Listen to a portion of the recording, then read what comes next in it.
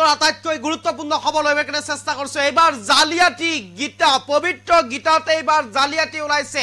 বজাৰত এতিয়া পবিত্ৰ গীতাক লৈ অপমান কৰা হৈছে। পবিত্ৰ গীতাৰ নাম লৈ এতিয়া বজাৰত বিক্ৰী কৰা হৈছে। অন্য কিতাপ কেৱল মাত্ৰ 10 টকাতে বিক্ৰী কৰা হৈছে। শিৰোনাম পবিত্ৰ গীতা বুলি দি এই গীতা এতিয়া বিক্ৰী কৰিছে বজাৰত। এক প্ৰকাৰ এই গীতাৰ নামত অৰ্থাৎ পবিত্ৰ গীতাৰ নামত জালিয়াতি কৰাৰ গুৰুতৰ অভিযোগ উত্থাপন হৈছে। ইতিমধ্যে এই দৃশ্যাংশ ভাইৰেল হৈ পৰিছে। এই মুহূৰ্তত আমাৰ হাতত সেই দৃশ্যাংশটো আছে। সবিস্তাৰে এই দৃশ্যাংশটো আপোনালোকৰ ওচৰলৈ লৈ আহিবৰ কাৰণে চেষ্টা কৰিছো।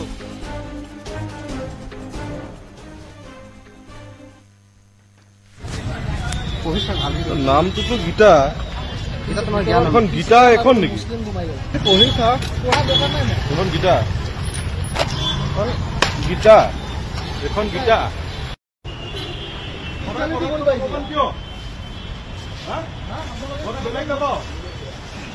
মানুহ নহয়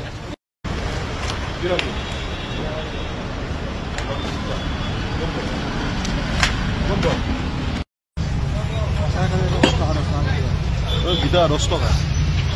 গীতা 10 টকাত পাইছে। মদ ভাগৱত গীতা দেই। কি লিখা আছে? শ্ৰীমদ ভাগৱত গীতা। গীতা তোমাৰ জ্ঞান অমৃত। জীৱ আমি জাতি, মানৱ আমাৰ ধৰ্ম, হিন্দু মুছলমান শিখ খ্ৰীষ্টান ধৰ্ম পৃথক নহয় মৰ্ম। আচ্ছা, মক্কা মহাদেৱৰ মন্দিৰ হয় কি?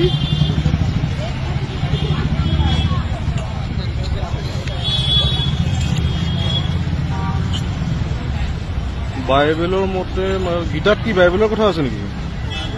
ভজন মহম্মদে মাংস খোৱা নাছিল। নামটোতো গীতা, এখন গীতা এখন নেকি? এখন গীতা নেকি? সাৰাংশ দিয়া আছে ইয়াত। সাৰাংশ? তো ইয়াত সাৰাংশত আকৌ ভজন মহম্মদৰ কথা ক'ব আহিছে। মোৰ নাম প্ৰভাত দাস। প্ৰভাত দাস ক'ত ঘৰ? মৰিগাঁৱত হয়। এই কিতাপবোৰ যে তোমাক কোনে দিছে বিক্ৰী কৰিবলৈ? এটা আমি আশ্ৰমৰ পৰা প্ৰচাৰ কাৰণে আহিছোঁ। কোন আশ্ৰম? সত্ৰক আশ্ৰম সোণাপুৰৰ পৰা আহিছোঁ। সোণাপুৰত আশ্ৰম আছে? হয়। কি আশ্ৰম? এইটো সতলোক আশ্ৰম বুলি কয়। হা? সতলোক আশ্ৰম বুলি কয়। মানে প্ৰচাৰৰ কাৰণে আহিছোঁ। কিহৰ প্ৰচাৰৰ কাৰণে আহিছে? জ্ঞানৰ প্ৰচাৰৰ কাৰণে আহিছোঁ। এইটো জ্ঞান হ'ল নেকি? সকলো ধৰ্মৰ মানে মূল তত্ত্ব জ্ঞানবিলাক জানিবৰ কাৰণে, পঢ়িবৰ কাৰণে দিছে, প্ৰচাৰৰ কাৰণে 10 টকাকৈ মানে প্ৰচাৰ কৰা হৈছে। ঠিক আছে, সকলো ধৰ্মৰ কাৰণে যদি আছা তুমি গীতাটোৰ নাম কি? ভগৱত গীতা কি? ইয়াত কোৰাণ চৰি দিব লাগিছে।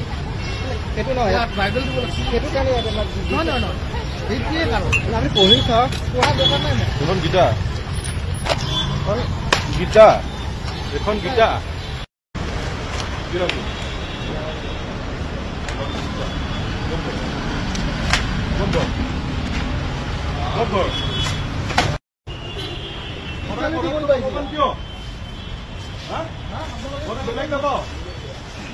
মানুহ নহয়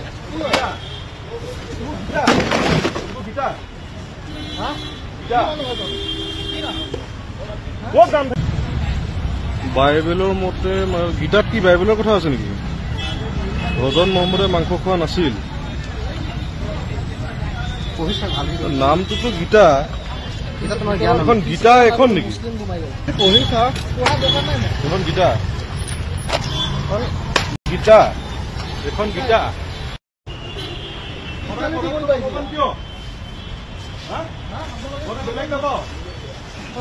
মানুহ নহয়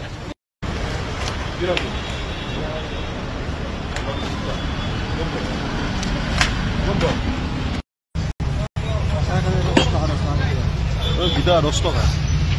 গীতা 10 টকাত পাইছে। মদ ভাগৱত গীতা দেই। কি লিখা আছে? শ্ৰীমদ ভাগৱত গীতা। গীতা তোমাৰ জ্ঞান অমৃত। জীৱ আমি জাতি, মানৱ আমাৰ ধৰ্ম, হিন্দু মুছলমান শিখ খ্ৰীষ্টান ধৰ্ম পৃথক নহয় মৰ্ম। আচ্ছা, মক্কা মহাদেৱৰ মন্দিৰ হয় কি?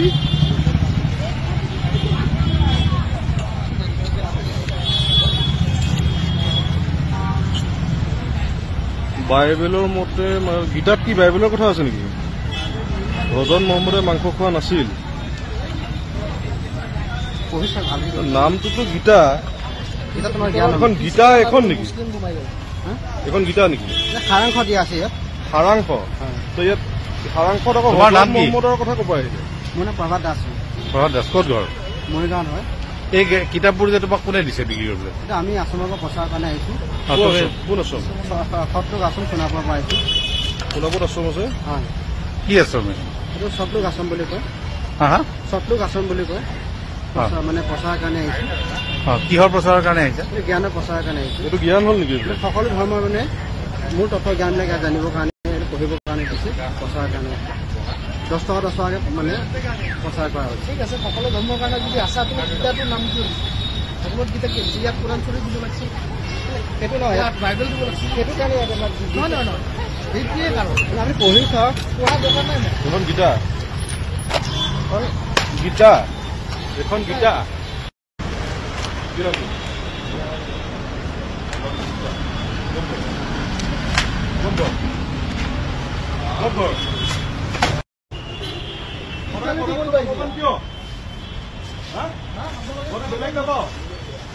ধৰ্মৰ মানুহ নহয়।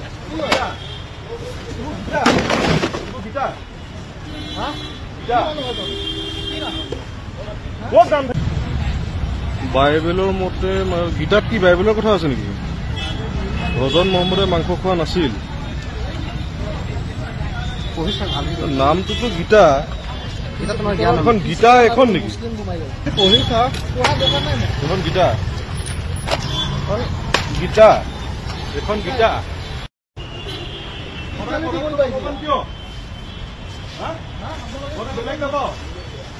ধৰ্মৰ মানুহ নহয়।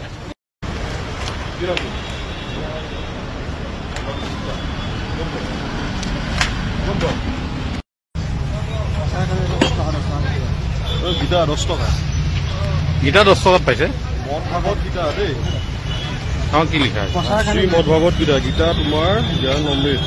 জীৱ আমি জাতি, মানৱ আমাৰ ধৰ্ম, হিন্দু মুছলমান শিখ খ্ৰীষ্টান ধৰ্মৰ পৃথক নহয় মৰ্ম। আচ্ছা, মক্কা মহাদেৱৰ মন্দিৰ হয় কি?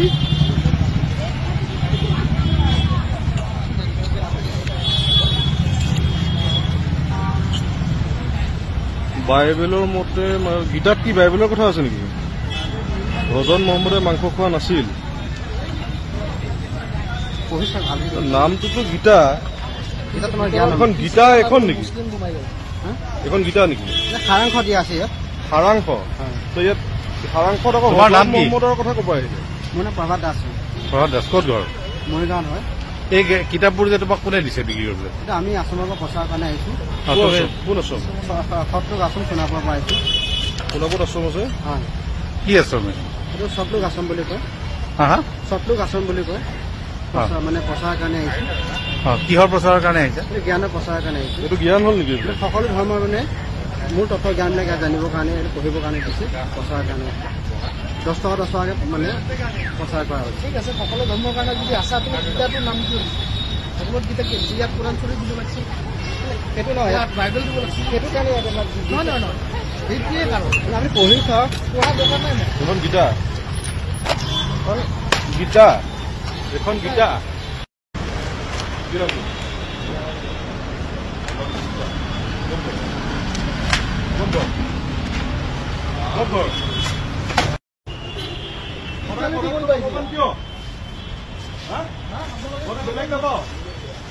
ধৰ্মৰ মানুহ নহয়।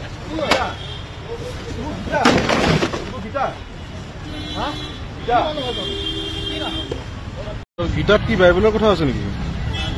ভজন মহম্মদে মাংস খোৱা নাছিল। নামটোতো গীতা। এখন গীতা এখন নেকি?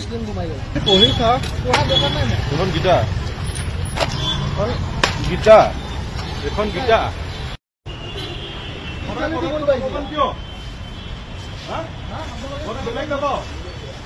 ধৰ্মৰ মানুহ নহয়।